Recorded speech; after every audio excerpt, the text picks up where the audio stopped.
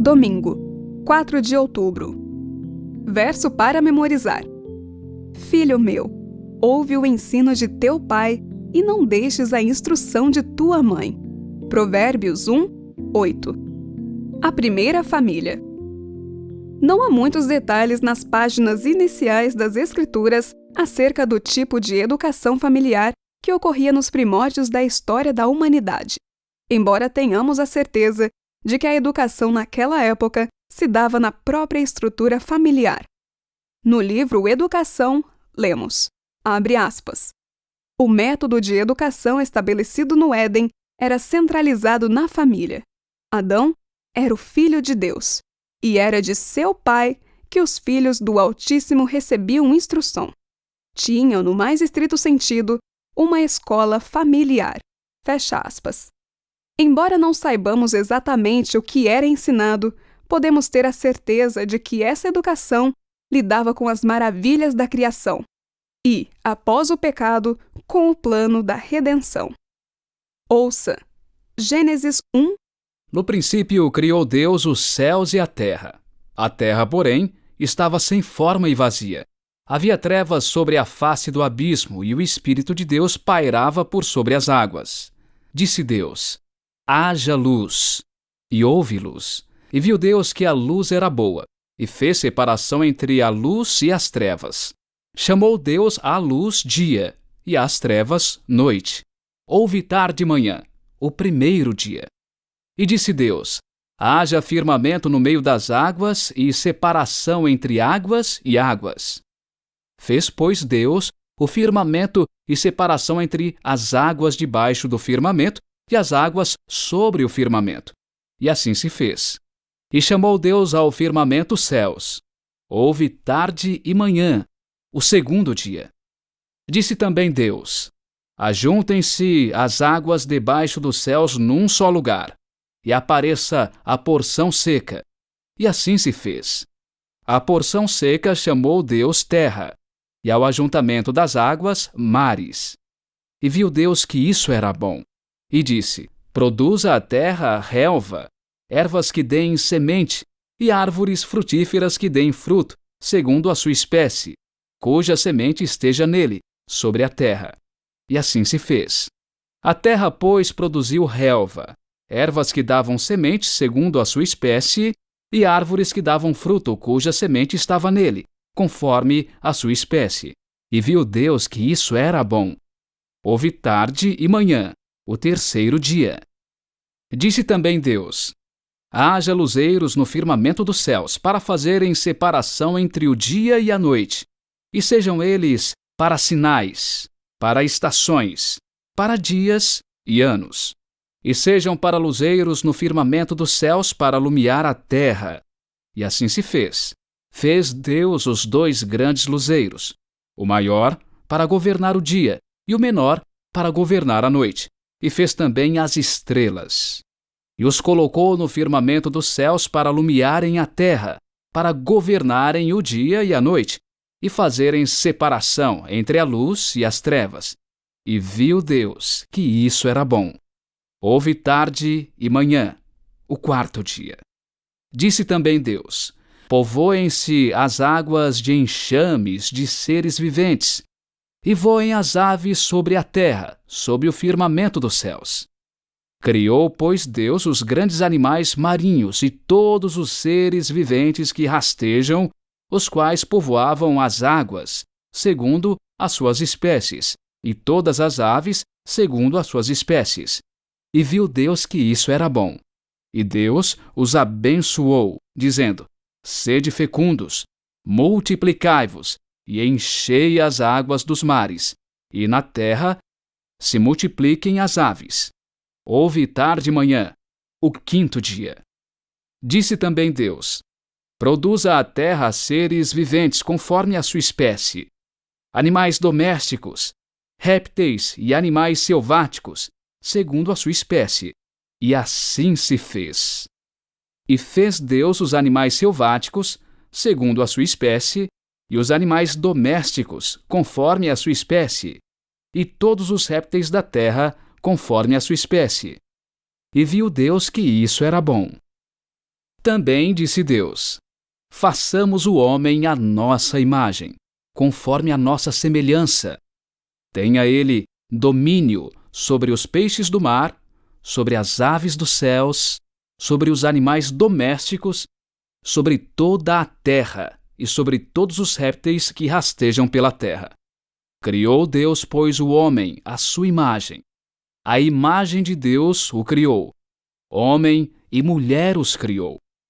E Deus os abençoou e lhes disse: sede fecundos, multiplicai-vos e enchei a terra e sujeitai-a. Dominai sobre os peixes do mar, sobre as aves dos céus e sobre todo animal que rasteja pela terra. E disse Deus ainda: eis que vos tenho dado todas as ervas que dão semente e se acham na superfície de toda a terra, e todas as árvores em que há fruto, que dê semente. Isso vos será para mantimento. E a todos os animais da terra, e a todas as aves dos céus, e a todos os répteis da terra, em que há fôlego de vida, toda a erva verde lhe será para mantimento. E assim se fez.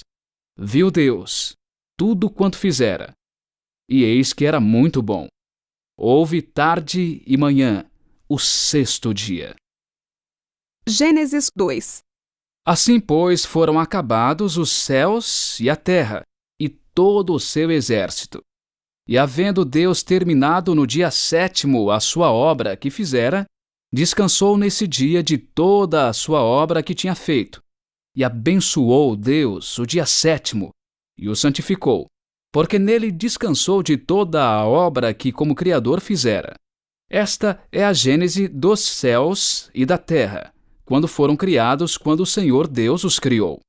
Não havia ainda nenhuma planta do campo na terra, pois ainda nenhuma erva do campo havia brotado, porque o Senhor Deus não fizera chover sobre a terra, e também não havia homem para lavrar o solo.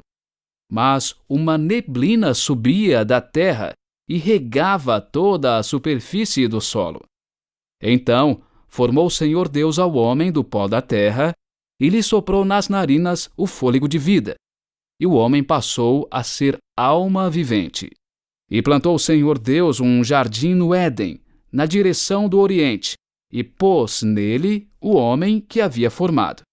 Do solo fez o Senhor Deus brotar toda a sorte de árvores agradáveis à vista e boas para alimento, e também a árvore da vida no meio do jardim e a árvore do conhecimento do bem e do mal. E saía um rio do Éden para regar o jardim, e dali se dividia, repartindo-se em 4 braços. O primeiro chama-se Pison, é o que rodeia a terra de Havilá, onde há ouro. O ouro dessa terra é bom. Também se encontram lá o bidélio e a pedra de ônix. O segundo rio chama-se Gion, é o que circunda a terra de Cuxi.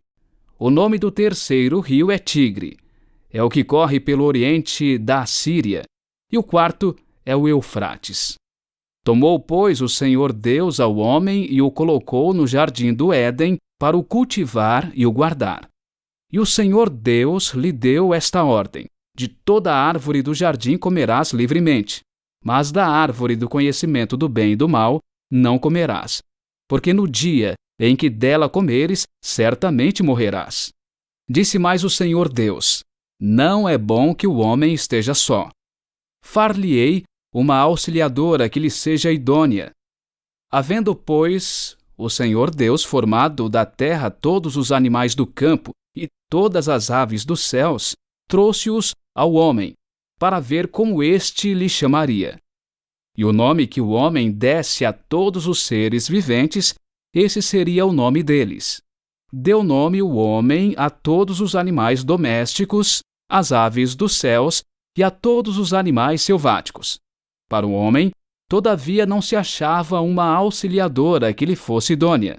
Então o Senhor Deus fez cair pesado sono sobre o homem, e este adormeceu. Tomou uma das suas costelas e fechou o lugar com carne. E a costela que o Senhor Deus tomara ao homem, transformou-a numa mulher, e lhe a trouxe.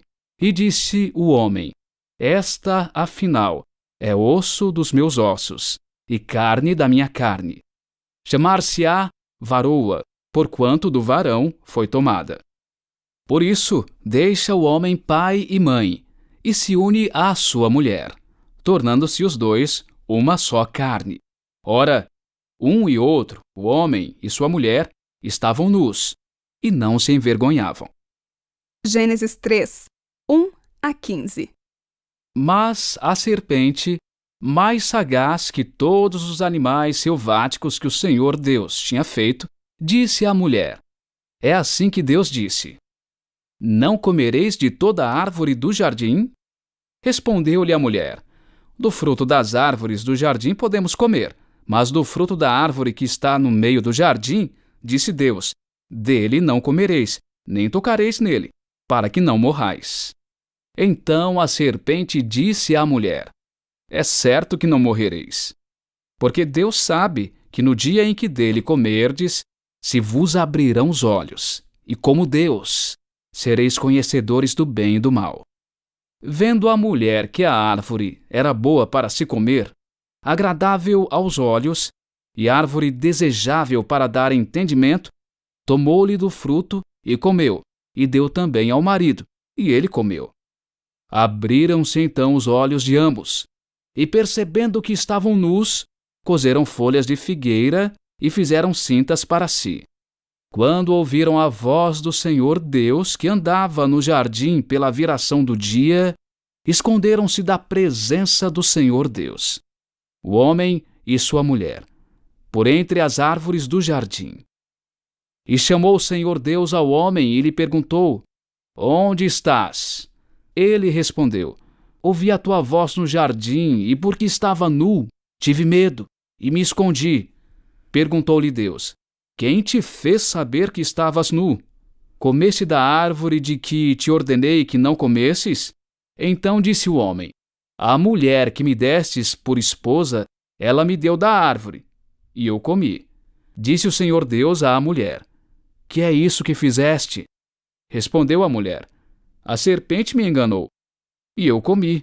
Então o Senhor Deus disse à serpente: Visto que isso fizeste, maldita és entre todos os animais domésticos, e o és entre todos os animais selváticos. Rastejarás sobre o teu ventre, e comerás pó todos os dias da tua vida. Porei inimizade entre ti e a mulher, entre a tua descendência e o seu descendente. Este te ferirá a cabeça, e tu lhe ferirás o calcanhar. 2 Coríntios 4, 6. Porque Deus que disse: Das trevas resplandecerá a luz, Ele mesmo resplandeceu em nosso coração para a iluminação do conhecimento da glória de Deus na face de Cristo. Lucas 10, 27. A isto ele respondeu: Amarás o Senhor teu Deus de todo o teu coração, de toda a tua alma, de todas as tuas forças e de todo o teu entendimento, e amarás o teu próximo como a ti mesmo. Gálatas 3, 11. E é evidente que pela lei ninguém é justificado diante de Deus, porque o justo viverá pela fé. Apocalipse 22, 12. E eis que venho sem demora, e comigo está o galardão que tenho para retribuir a cada um segundo as suas obras. Pergunta 1. O que os textos lidos ensinam e por que isso certamente deve ter sido parte da educação que Adão e Eva transmitiram aos filhos?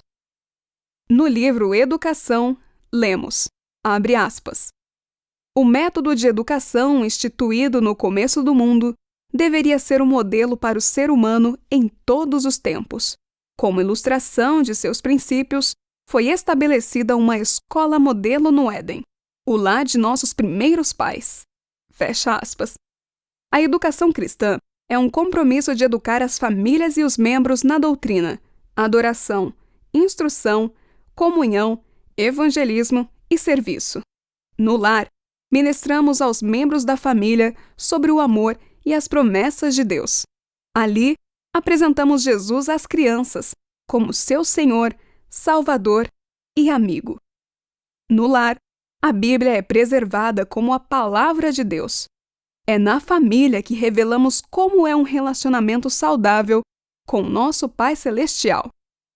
Em Gênesis 4, 1-4, Caim e Abel trouxeram suas ofertas ao Senhor. Podemos pressupor que eles aprenderam sobre o significado e a importância das ofertas como parte de sua educação familiar em relação ao plano da salvação. Evidentemente, como mostra a história, uma boa educação nem sempre leva ao resultado esperado. Seja qual for a sua situação em seu lar, quais escolhas você pode fazer para que ele seja um ambiente em que a verdade seja ensinada e vivida?